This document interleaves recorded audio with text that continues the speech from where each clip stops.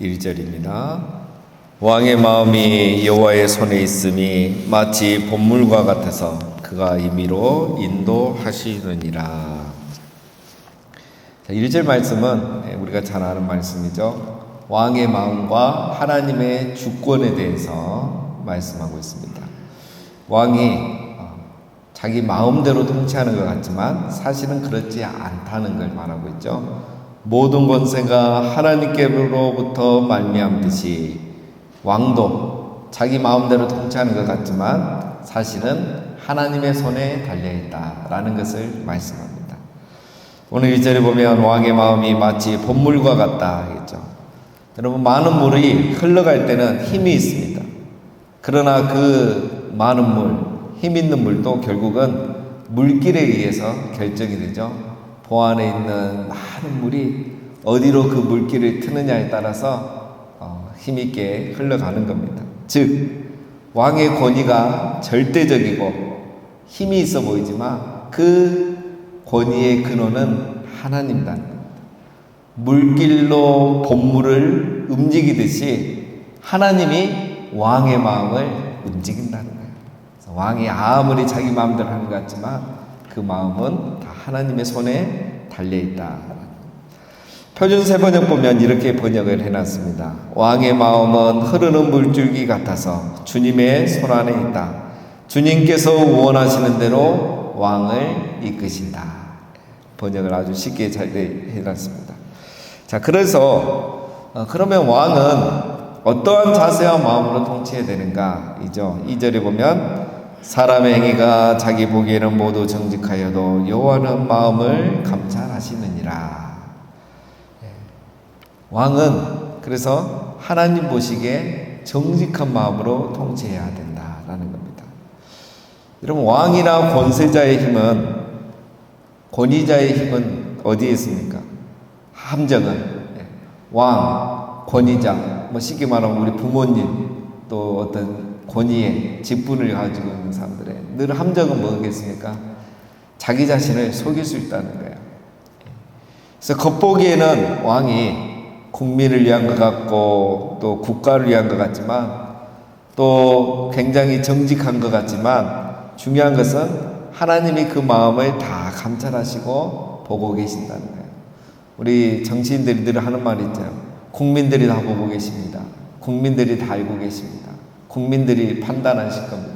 이렇게 말하면서 굉장히 정직하고 또 국민을 두려워하고 하고 있는 것 같지만 하나님은 그 중심을 다 보고 계신다는 거죠. 그래서 왕에게 사실 필요한 것, 또 우리 권위자, 어떤 권력을 가진 사람들, 우리도 마찬가지입니다. 가정에서 다 권위자잖아요. 그런 사람들에게 있어서 가장 중요한 건 뭐냐? 그래서 하나님을 경외하는 마음이라는 거예요. 하나님을 경외하는 마음이 없으면 자기 자신과 사람들 앞에서 정직할 수 없기 때문인 겁니다. 그 다음에 두 번째, 3절에 공의와 정의를 행하는 것은 제사 드리는 것보다 여호와께서 기쁘게 여기시느니라. 두 번째는 공의와 정의를 행하는 사람이 되어야 되는 거죠. 제사, 여기서 나오는 제사는 위선적인 제사를 말합니다. 즉 공의와 정의를 행하지 않으면서 늘 거짓말하면서 속이면서 제사는 드리는 거죠. 하나님은 위선적인 제사를 드리는 왕보다 공의와 정의를 행하는 왕을 기뻐하고 그를 통해서 하나님의 뜻을 이루어 간다는 거죠. 자, 하나님은 왜 이렇게 하시는가? 4절에 보면 눈이 높은 것과 마음이 교만한 것과 악인이 형통한 것은 다 죄니라. 하나님이 싫어하신 게 있죠. 눈이 높은 것은 죄라는 거죠. 여기서 눈이 높다는 것은 낮은 자, 그러니까 쉽게 말하면 국민, 힘이 없는 사람을 업신여기고 자기의 힘과 권력과 재물을 자랑하는 그것을 눈이 높다고 말합니다. 마음이 교만한 것은 하나님을 경외하지 않는 걸 말하죠. 그래서 늘 마음이 높아서 자기가 하나님인 줄 알고 마음대로 하는 거죠. 그 다음에 악인의 형통은 죄니라. 악인의 형통, 여기서 형통이란 것은 어떤 소산, 재산, 재물로 생각하시면 됩니다. 악인이 공의와 정의를 행하지 않고 모은 그의 재물을 말하겠죠. 5절, 부지런한 자의 경영은 풍부함에 이를 것이나 조급한 자는 궁핍함에 이를 따름이니라. 왕은, 권위자는 부지런함으로 경영하는 사람이 되어야 한다는 겁니다. 부지런함. 우리가 지금까지 살펴봤죠. 부지런함은 꼭 새벽에 일찍 일어나는 것만 말하는 게 아니라 하나님을 경외하는 자의 자세라 그랬죠. 지혜자의 삶이라 그랬죠. 조급함은 그 반대겠죠. 하나님을 경외하지 않는 삶은 공의와 정의를 행하지 않고 정도를 벗어나는 거죠. 그래서 여러분, 여호와를 경외하는 사람은 게으르지 않고 성실하게 삽니다. 그리고 조급하지 않습니다. 왜? 공의와 정의를 행하면서 하나님의 주권을 신뢰하는 거죠. 그래서 하나님의 도우심을 기다리는 겁니다. 그래서 조급할 필요가 없어요. 그래서 결국 공의와 정의를 행하면 어떻게 되죠? 부지런한 자는 풍부함에 이른다. 자기의 뜻을 이루어갈 수 있는 거죠.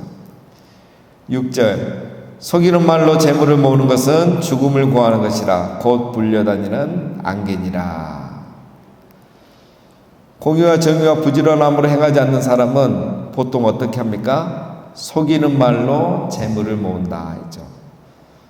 그래서 늘 이 악인, 하나님을 경외하지 않는 자들이 하는 것은 거짓말, 속임이죠. 자기를 속이고 남을 속이고, 그래서 재물을 모으고 자기의 뜻을 이루어가려고 하는 거죠. 이런 것은 결국 무엇과 같다가죠? 죽음을 구하는 것과 같이 어리석다라고 합니다. 불려다니는 안개니라 그랬죠. 안개. 안개는 우리가 이제 전도서에서 살펴봤죠.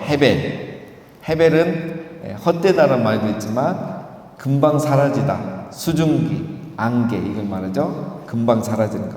그래서 그들이 그렇게 속이면서 조급하면서 공의와 정의를 행하지 않으면서 하는 모든 모은 것과 이룬 것들은 안개처럼 수증기처럼 순식간에 사라진다는 겁니다. 스스로 죽음을 자초한다는 거죠. 7절, 악인의 강포는 자기를 소멸하나니 이는 정의를 행하기 싫음이니라. 같은 이야기죠. 악인의 강포도 마찬가지라는 겁니다. 그래서 이 악한 자의 폭력이 사실 다른 사람을 멸망시킬 것 같지만 어떻게 한다는 겁니까? 자기 자신을 멸망시킨다는 거예요. 속이는 말과 강포로 뭔가 해보려는 것은 결국 자기를 멸망하게 하는 것 같다. 결국은 자기에게 해가 온다는 거죠. 8절, 죄를 크게 범한 자의 길은 심히 구부러지고 깨끗한 자의 길은 곧으니라. 자, 이 말씀은 7절부터 8절까지를 요약한다고 보시면 되겠습니다. 불의와 속이는 말과 광포는 모두 다 죄라는 거죠. 그래서 이렇게 살아가는 사람은 결국은 그 사람의 길은 구부러진다는 거죠. 험난한 길을 간다. 파멸의 길을 간다. 이렇게 보시면 되겠습니다. 반대로 깨끗한 자, 공의와 정의, 부지런함으로 행하는 자의 길은 가는 길이 곱고 평탄한 삶을 살아가게 된다는 거죠. 9절, 다투는 여인과 함께 큰 집에 사는 것보다 움막에서 사는 것이 나으니라. 다투는 여인, 다투는 남자도 있는데 왜 다투는 여인이라 한가? 기분이 나쁘실 수도 있죠. 자, 여기서 다투는 여인, 지혜롭지 못한 여인, 음란한 여인은 다 뭐라고 했습니까? 미련한 자를 말하죠. 악인을 말하는 겁니다. 미련한 사람이 다투죠. 지혜로운 사람은 다투지 않죠. 그래서 너무 기분 나빠하지 않으셔도 됩니다. 하나님을 경외하지 않는 사람을 말합니다. 하나님을 경외하지 않는 사람은 다투어요. 우리가 이제 다투는 사람, 늘 다투고 짜증내고 말만 하면 막 화를 내고 분노를 뿜어내고 너무 싫잖아요. 그런 사람은 왜 그렇게 합니까? 하나님을 경외하지 않기 때문에 그렇죠. 그래서 다투는 여인이라는 것은 하나님을 경외하지 않는 사람, 미련한 사람, 악인을 이렇게 말하는 겁니다. 그래서 하나님을 경외하지 않는 사람은 무엇과 같다? 다투는 여인과 함께 사는 것 같다. 이제 감이 확 오는 거죠. 하나님 경외하지 않는 사람은 그렇다는 거예요. 어디 가나 싸움을 일으키고 불편하고 관계가 깨진다는 거죠. 차라리 혼자 사는 게 좋겠다 이런 말 하는 것처럼 그런 사람이 된다는 겁니다. 그래서 우리가 다투지 않는 또 행복한 삶을 살려면 하나님을 경외하는 이런 사람이 되어야 한다라는 겁니다. 10절, 악인의 마음은 남의 재앙을 원하나니 그 이웃도 그 앞에서 은혜를 입지 못하느니라. 여기서 악인은 질투하는 사람을 또 의미하겠죠. 여기서는 질투하는 사람은 적극적으로 질투하는 사람이 있고 소극적으로 질투하는 사람이 있습니다.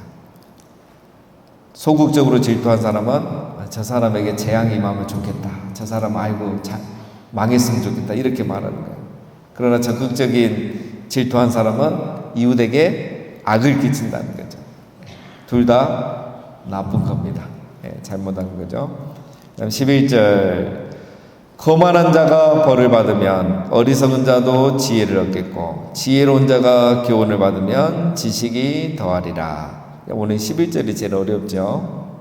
여기서 두 번째 나오는 어리석은 자가 나오는데 이 어리석은 자가 번역이 이렇게 돼서 그렇습니다. 여기서 어리석은 자라고 돼 있는데 히브리어에 보면 이제 이 어떤 뜻이냐면 그러니까 도덕적 방향 감각이 없어서 악으로 기울어질 수도 있는 단순한 사람을 말합니다. 단순한 사람.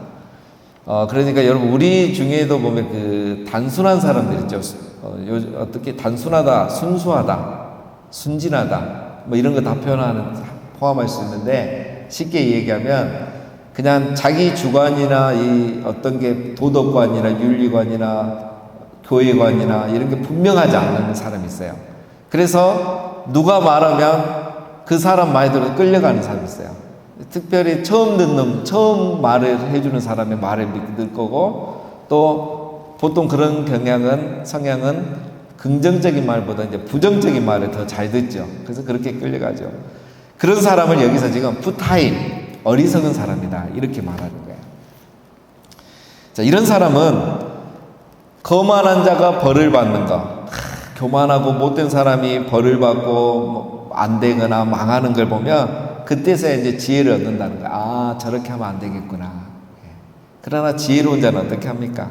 정말 지혜로운 자는 교훈을 받으면 말씀만 듣고도 깨달음을 가지고 지식을 갖는 거예요. 아, 저렇게 살면 안 되고 하나님을 경외해야 되구나. 아, 이런 사람 말 다 믿으면 안 되구나. 사람이 말한 대로 다 들으면 안 되구나. 사람은 항상 죄인이기 때문에 자기의 욕심과 또 거짓이 섞여 있기 때문에 그걸 다 믿으면 안 되구나. 이걸 판단하면서 지혜와 지식을 얻는 사람이 지혜로운 사람이고, 이제 어리석은 사람, 여기서 말하는 푸타임, 단순하고 순진하고 기가 얇고 막 자기 주관이 없는 사람은 다른 사람 결과를 보고 그렇게 한다는 겁니다. 지혜로운 자와 어리석은 자의 차이가 이렇게 큰 겁니다. 자, 12절 의로우신 자는 악인의 집을 감찰하시고 악인을 환난에 던지시느니라. 하나님을 말하죠. 하나님은 모든 것을 다 감찰하고 계신다는 거예요. 자, 13절 귀를 막고 가난한 자가 부르짖는 소리를 듣지 아니하면 자기가 부르짖을 때에도 들을 자가 없으리라. 이웃을 돌아보지 아니하는 악인들이 심판당하는 또 하나의 이유죠. 여러분 우리는 늘 살아가면서 마태복음 25장을 기억해야 됩니다. 여러분 마태복음 25장에는 세 가지 비유가 있잖아요. 이 열처녀 비유, 그다음에 달란트 비유, 그다음에 양과 염소의 비유. 우리가 이제 앞에 두 가지는 설교도 자주 듣고 잘 아는데 이제 마지막 그 세 번째 양과 염소의 비유는 그렇게 관심이 잘 없죠. 또 설교도 그렇게 자주 하지 않습니다. 그런데 이제 우리 예수님께서 오셔서 딱 보시고 이제 이 사람을 구원할 거냐 구원하지 않을 거냐 그 기준 중에 하나가 양과 염소의 비유잖아요. 누굽니까? 구원받은 사람은 살아생전에 가난한 자, 감옥에 갇힌 자, 상처받은 자, 병든 자 이런 사람들에게 냉수 한 그릇 대접한 사람. 그 사람을 참 믿음의 사람이라고 보시고 그들을 이제 구원해 주시는 내용이 양과 염소의 비유죠. 오늘 이 13절 말씀이 바로 그런 말씀입니다. 이 13절은 한 절로 정리해놨고 그 다음에 마태복음 25장은 우리에게 선명하게 이해될 수 있도록 비유로 말씀하신 거예요. 그러면 행위 구원을 말하는 거냐? 그건 아닌 거죠. 그것은 믿음의 열매를 말합니다. 참 믿음은 가난하고 이웃들 그리고 이렇게 가난한 자들이 부르짖을 때 그 소리를 들어주는 사람, 도와주는 사람 이런 사람이 참 믿음의 사람이라는 거죠. 그리고 이제 13절은 우리가 이제 그렇게 살아가면서도 이렇게 하면 또 우리가 어려울 때 또 은혜를 입고 구원을 얻을 수 있다라는 겁니다.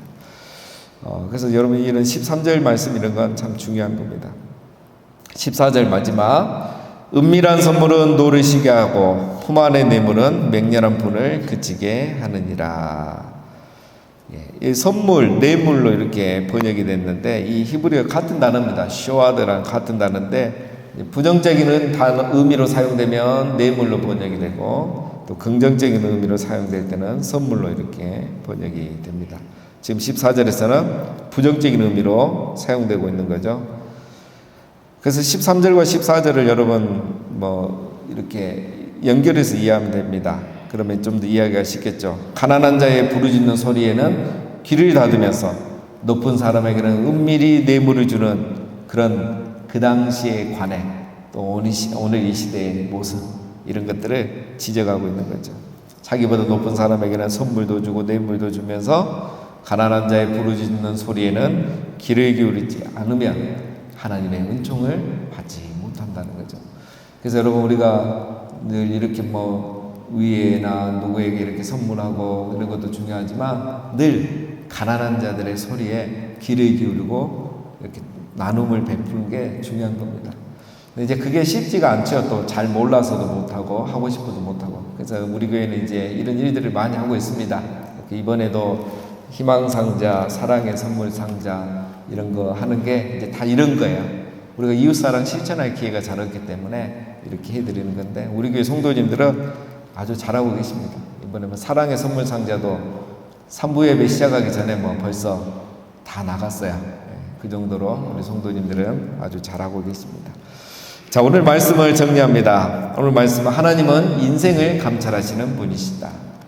그래서 왕도 하나님을 속일 수 없는 거죠. 사람의 눈은 속여도 우리가 하나님의 눈은 속이지 못합니다.